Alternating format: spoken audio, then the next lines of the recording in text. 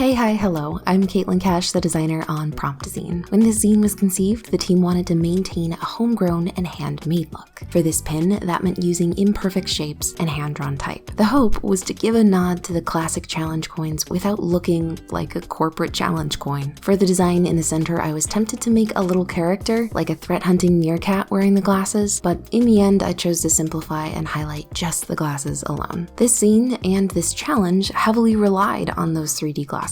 And it's one of the things that set this zine apart from the rest. These pins were a learning process for the whole team, but an exciting one, as this was the first time any of us were involved in making enamel pins. I designed the pins back in March, and we started the manufacturing process in April, but long story short, that company just wasn't a good fit for us, and we ended up going in a different direction. These delays gave us a chance to get feedback from our Discord community leaders that would help make these pins more wearable for everyone without losing the feeling of it being a prize. I wanted to elevate these pins and help them feel even more professional and prize-like, so I made a backing board for them to reside on. Limited run art prints will often have the numbers on the back, so I brought that to these pins too. The process for making pins is pretty straightforward, but there's a few limits to keep in mind while designing. Most pin companies will have color limits, usually between 2 to 5 colors, no textures or gradients. The enamel pins also require a metal barrier between each color due to the way the colors are put on the pin. For both soft and hard enamel pins, the ink is injected onto the pressed metal pin, flooding the areas between the raised metal. On soft enamel pins, the liquid ink settles below the metal, leaving an embossed feel to the final product. That's what these pins are. On hard enamel pins, the more gel-like ink is filled just proud of the metal, then sanded down flush with the metal to give it a smooth, jewelry-like finish. This was also our team's first time sending a batch of stuff from the Maryland office. Our hope is that in the future, community members like you can come and hang out with us, help pack zines, and bring home some goodies for yourself. This was our really small test run just to see what's needed to ship out of this office. Unfortunately, I can confirm that the numbers on the back were not sent out in order of solving. They're just randomized. With the exception of the very first one, I believe Deb sent that to the person who solved it first. I had a lot of fun making these, and especially seeing people posting the pics of them finally arriving. So keep sending us those pics. A huge thank you to everyone who helped make these pins happen, and to you for participating in the puzzle and claiming a pin if you got one. If you missed it, make sure you don't miss the next one. Sign up for free at promptzine.com to get the zine sent to you, or head over to spearfishgeneralstore.com for other merch and goodies. Thanks for watching.